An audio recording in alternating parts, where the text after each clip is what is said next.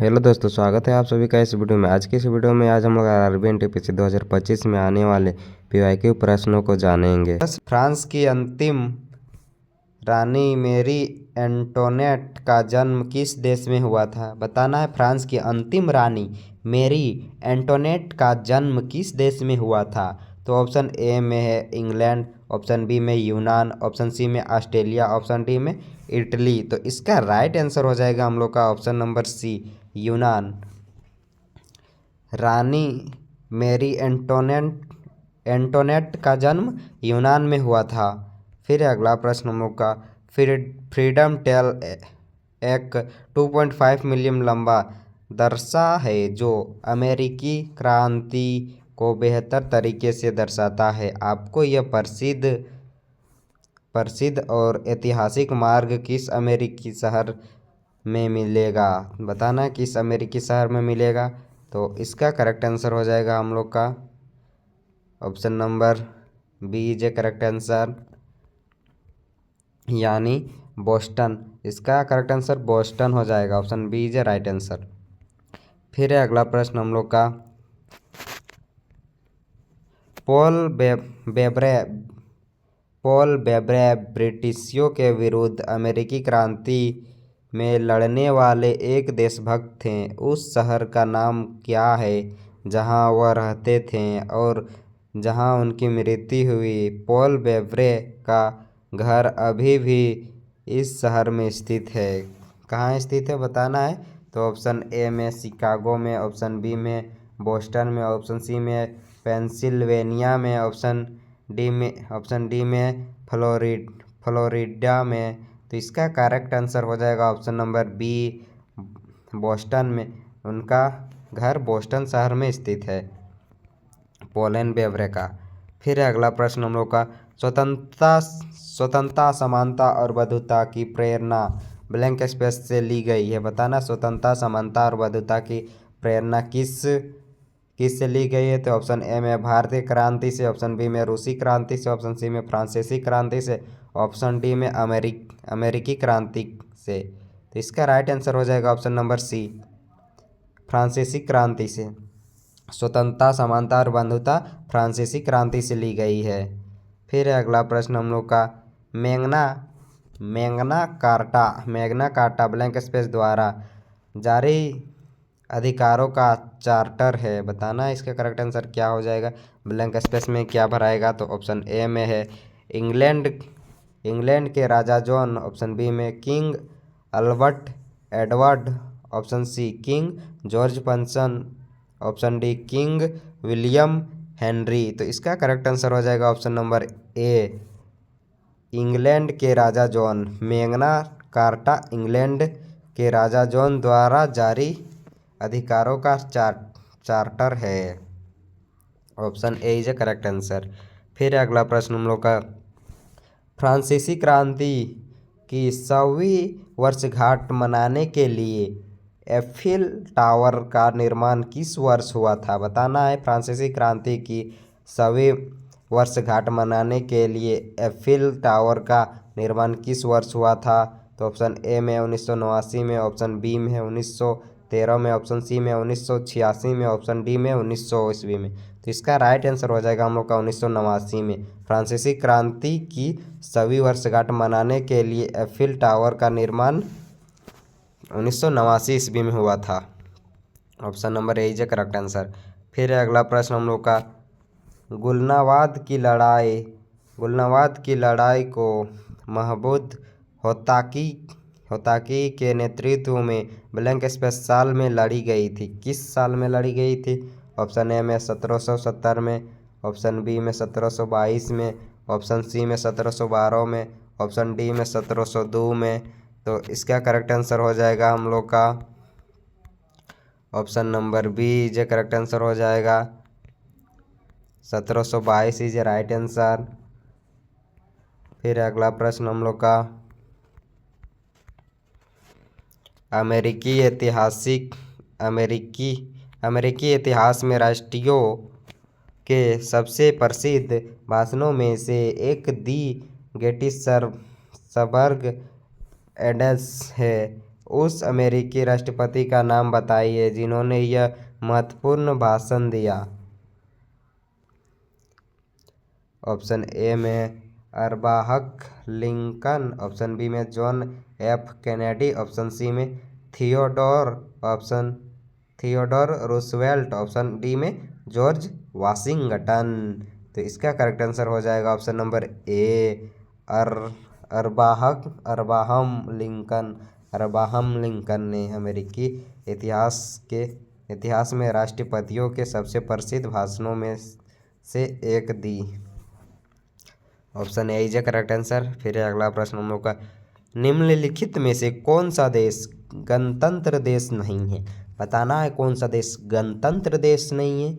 Option A में Bharat, option B में UK, option C में चीन, ऑप्शन डी में यूएसए। तो इसका राइट आंसर हो जाएगा हम लोग का ऑप्शन नंबर सी, चीन गणतंत्र देश नहीं है। Option number C is correct answer. काफ़ी वीवीआई प्रश्न है जो आरआरबी के एग्ज़ाम में बार बार पूछा जाता है और पीवाईक्यू ही प्रश्न है। आप लोग देख सकते हैं सभी प्रश्न पीवाईक्यू प्रश्न है।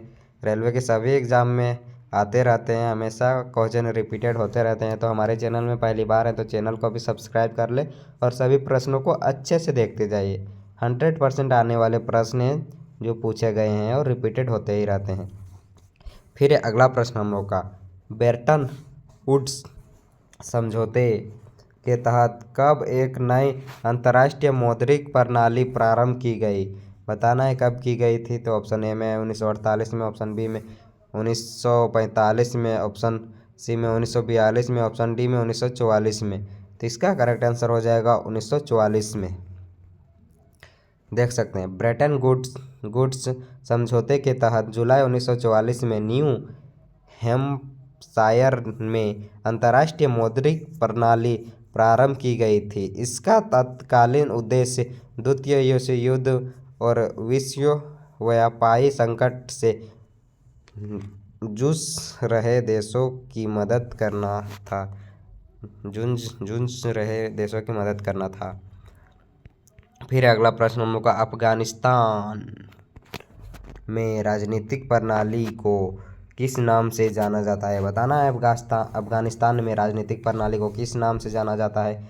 ऑप्शन ए में अफगानिस्तान इस्लामी राज्य, ऑप्शन बी में अफगानिस्तान इस्लामी गणराज्य, ऑप्शन सी में अफगानिस्तान इस्लामी अमीरात, ऑप्शन डी में अफगानिस्तान इस्लामी सरकार। तो इसका करेक्ट आंसर हो जाएगा ऑप्शन नंबर सी, अफगानिस्तान इस्लामी अमीरात। ऑप्शन नंबर सी इसका करेक्ट आंसर हो जाएगा।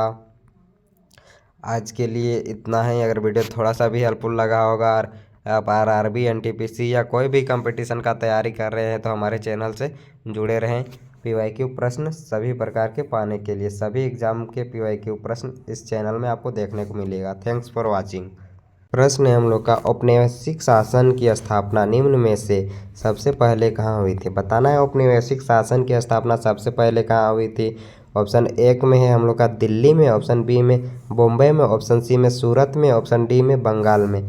तो कहाँ हुआ था औपनिवेशिक शासन की स्थापना सबसे पहले? तो सबसे पहले हुआ था ऑप्शन नंबर डी, इसका हो जाएगा करेक्ट आंसर बंगाल में। औपनिवेशिक शासन बंगाल में सबसे पहले शुरू हुआ था। Option number D is a correct answer.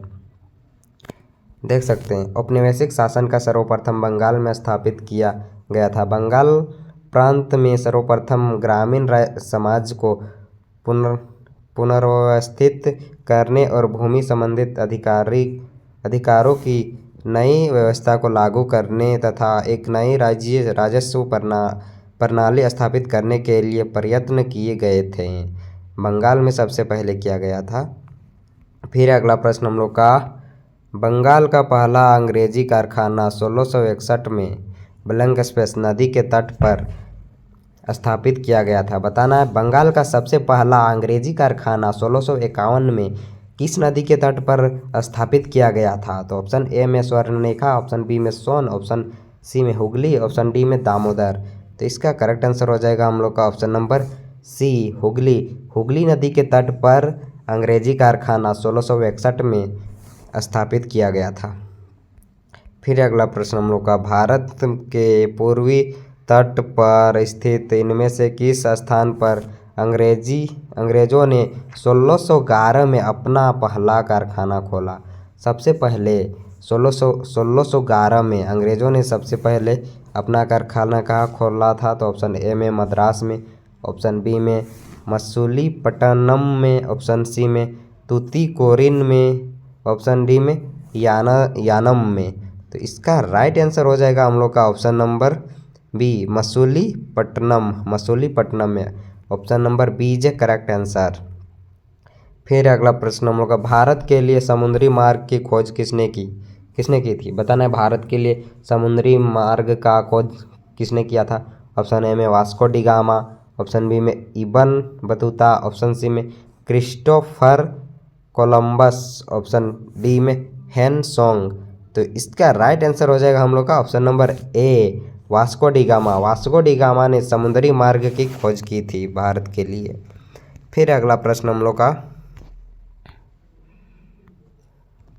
अगला प्रश्न है, भारत के समुद्री मार्ग की पहली बार खोज ब्लैंक स्पेस ने की थी? भारत में समुद्री मार्ग की पहली बार खोज किसने की थी? बताना है। ऑप्शन ए में पुर्तगालियों ने, ऑप्शन बी में फ्रांसीसियों ने, ऑप्शन सी में अंग्रेजों ने, ऑप्शन डी में डचों ने। तो इसका राइट आंसर हो जाएगा हम लोग का ऑप्शन नंबर ए, पुर्तगालियों ने। भारत की समुद्री मार्ग की पहली बार खोज पुर्तगालियों ने की थी। फिर अगला प्रश्न हम लोग का, गोवा को पुर्तगाल से स्वतंत्रता किस वर्ष में प्राप्त हुई? बताना है। गोवा को पुर्तगाल से स्वतंत्रता किस वर्ष में प्राप्त हुआ था? ऑप्शन ए में है हम लोग का 1960 में, ऑप्शन बी में 1963 में, 1963 में, ऑप्शन बी में 1963 में, ऑप्शन सी में 1961 में, ऑप्शन डी में 1962 में। तो इसका राइट आंसर हो जाएगा ऑप्शन नंबर सी, 1961 में गोवा को पुर्तगाल से स्वतंत्रता वर्ष में प्राप्त हुआ। 1961 में प्राप्त हुआ था गोवा को पुर्तगाल से स्वतंत्रता। फिर अगला प्रश्न हम लोग का, पुर्तगालियों द्वारा गोवा पर कब्जा कब किया गया था? बताना है। पुर्तगालियों द्वारा गोवा में कब्जा कब किया गया था? तो ऑप्शन ए में 1605 एडी, ऑप्शन बी में 1590 एडी, ऑप्शन सी में 1510 एडी, ऑप्शन डी में 1485 एडी। तो इसका राइट आंसर हो जाएगा ऑप्शन नंबर सी, यानी 1510 एडी में। देख सकते हैं काफ़ी भी वीआई प्रश्न है जो आरआरबी ग्रुप डी के एग्ज़ाम में आया है, फिर आरआरबी एनटीपीसी के एग्ज़ाम में आया है, इसीलिए सभी को अच्छे से देखते जाइए। क्वेश्चन हमेशा रिपीटेड होते रहते हैं। फिर हमारे चैनल में पहली बार है तो चैनल को भी सब्सक्राइब कर लीजिए इसी तरह के प्रश्न पाने के लिए। फिर अगला प्रश्न हम लोग का, इनमें से कौन सा खोजकर्ता भारत आना चाहता था किंतु इसके बजाय अमेरिका के तट पर पहुंच गया था? बताना है कौन था वो जो भारत आना चाहता था लेकिन अमेरिका के तट पहुंच गया था? ऑप्शन ए में है चंगेज खान, ऑप्शन बी में Vasco da Gama, option C में क्रिस्टोफर कोलंबस, ऑप्शन डी में सिकंदर। तो इसका करेक्ट आंसर हो जाएगा option number C, Christopher Columbus ने भारत आना चाह रहा था लेकिन अमेरिका पहुंच गया था। फिर अगला प्रश्न हम लोग का, ईस्ट इंडिया कंपनी ने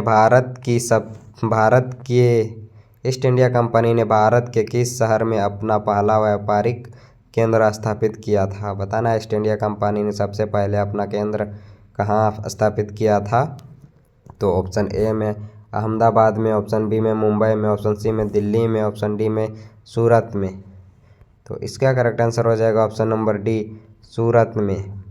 ईस्ट इंडिया कंपनी ने भारत के सूरत शहर में अपना पहला व्यापारिक केंद्र स्थापित किया था। फिर अगला प्रश्न हम लोग का, ब्लैंक स्पेस में इंग्लैंड की रानी को भारत की महारानी घोषित किया गया था? बताना है कब इंग्लैंड की रानी को भारत की महारानी घोषित किया गया था? ऑप्शन ए में है 1987 में, ऑप्शन बी में 1986, ऑप्शन बी में 1976 में, ऑप्शन सी में 1977 में, ऑप्शन डी में 1967 में। तो इसका करेक्ट आंसर हो जाएगा हम लोग का ऑप्शन नंबर सी 1877 में। 1877 में इंग्लैंड की रानी को भारत की महारानी घोषित किया गया था। फिर अगला प्रश्न हम लोग का ब्लैंक स्पेस को प्रारंभिक तौर पर ईस्ट इंडीज के साथ व्यापार करने के लिए संगठित किया गया था, लेकिन अंत में यह मुख्य रूप से भारतीय उपमहाद्वीप और चीन के साथ व्यापार तक ही सीमित हो गया। तो ब्लैंक स्पेस में क्या भराएगा बताना है, कहाँ प्रारंभ हुआ था। तो ऑप्शन ए में है English India Company, option B में London India Company, option C में East India Company, option D में ब्रिटिश इंडिया कंपनी। तो इसका राइट आंसर हो जाएगा East India Company. East India company को प्रारंभिक तौर पर ईस्ट इंडीज के साथ व्यापार करने के लिए संगठित किया गया था। फिर अगला प्रश्न हम लोग का, जब फ्रांसीसी नेतृत्व में फ्रांस ने ब्लैंक स्पेस पर कब्जा कर लिया था, तब पहला कर्नाटक युद्ध लड़ा गया था। कब लड़ा गया, कहाँ लड़ा गया था बताना है। तो ऑप्शन नंबर ए में है मद्रास, ऑप्शन बी में पांडिचेरी, ऑप्शन सी में है बम्बई, ऑप्शन डी में है हैदराबाद। तो इसका राइट आंसर हो जाएगा ऑप्शन नंबर ए मद्रास। जब फ्रांसीसी नेतृत्व में फ्रांस ने मद्रास पर कब्जा कर लिया था, तब पहला कर्नाटक युद्ध लड़ा गया था। Option A is correct answer हो जाएगा इसका। फिर अगला प्रश्न हम लोग का, ईस्ट इंडिया कंपनी की स्थापना के समय भारत का शासक कौन था बताना है। ईस्ट इंडिया कंपनी की स्थापना के समय भारत का शासक कौन था। ऑप्शन ए में है औरंगजेब, ऑप्शन बी में अकबर, ऑप्शन सी में जहांगीर, ऑप्शन डी में शाहजहां। तो इसका करेक्ट आंसर क्या होगा बताना है। तो इसका करेक्ट आंसर हो जाएगा ऑप्शन नंबर बी। अंग्रेजों ने पूर्वी व्यापारिक गतिविधियों के लिए ब्रिटिश इंडिया नामक कंपनी बनाई, जिसकी स्थापना 1599 में हुआ।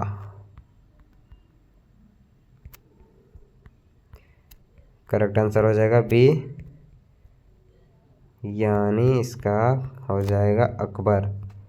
ईस्ट इंडिया कंपनी की स्थापना के समय भारत का शासक अकबर था। फिर अगला प्रश्न हम लोग का,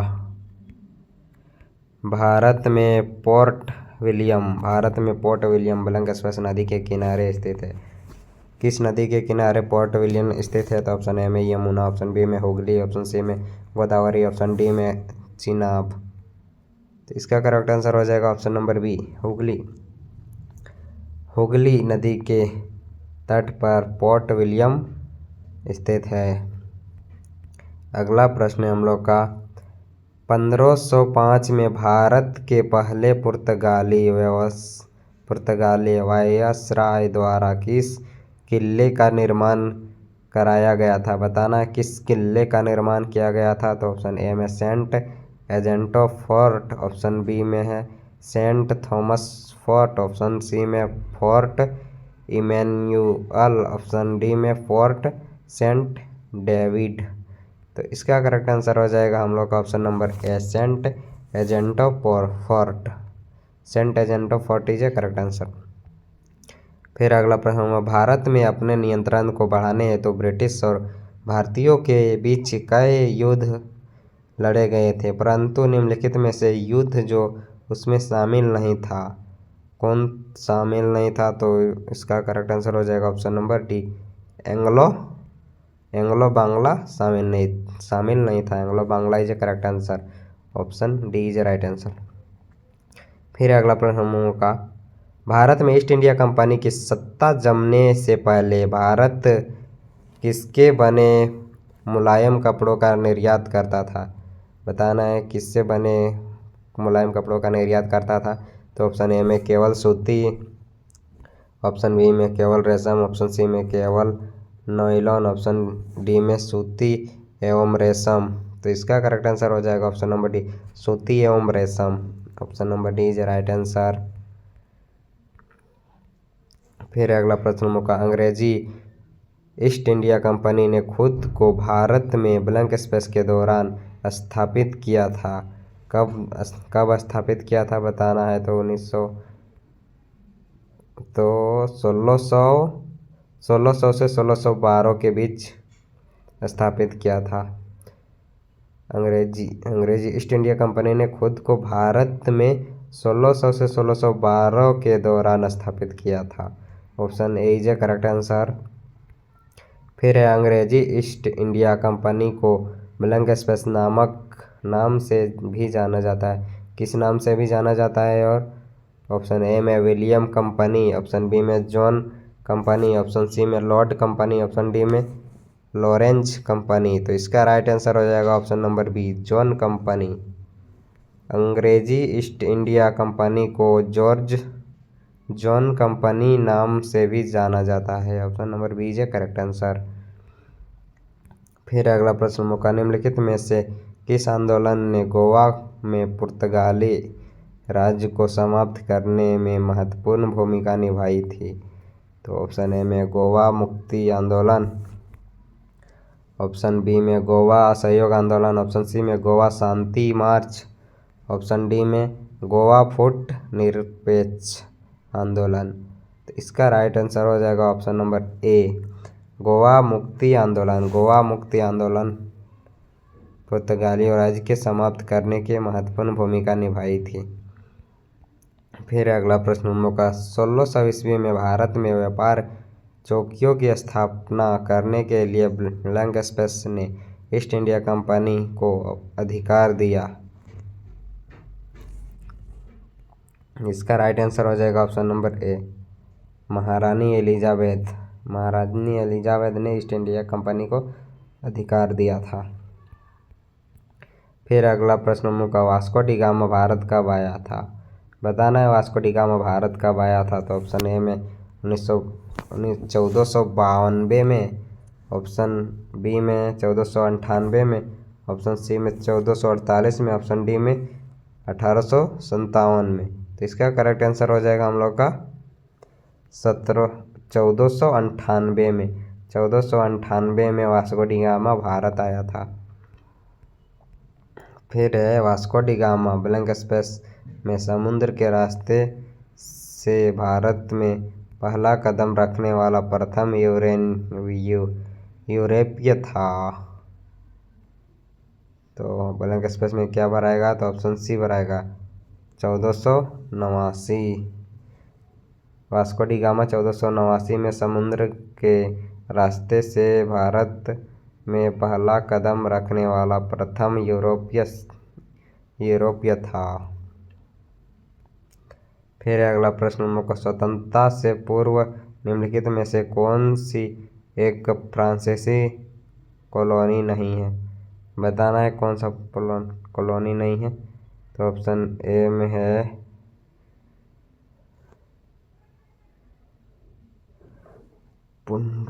पुडुचेरी, ऑप्शन बी में पटना, ऑप्शन सी में सूरत, ऑप्शन डी में गोवा। इसका करेक्ट आंसर कमेंट बॉक्स में ज़रूर बताएं। फिर अगला प्रश्न हम लोग का, पुर्तगाली व्यापारी गोवा की भूमि पर पहली बार किस सदी में आए थे? बताना है पहली बार किस सदी में आए थे। तो ऑप्शन ए में 14वीं, ऑप्शन बी में 15वीं, ऑप्शन सी में 16वीं, ऑप्शन डी में 17वीं। तो इसका करेक्ट आंसर हो जाएगा हम लोग का ऑप्शन नंबर सी, 16वीं। पुर्तगाली व्यापारी गोवा की 16वीं भूमि पर पहली बार सदी में आए थे, 16वीं में। फिर अगला प्रश्न हम लोग का, पुर्तगाली खोजकर्ता वास्को डी गामा पहली बार समुद्र के रास्ते भारत में कहाँ उतरा था? तो कहाँ उतरा था? तो ऑप्शन नंबर ए,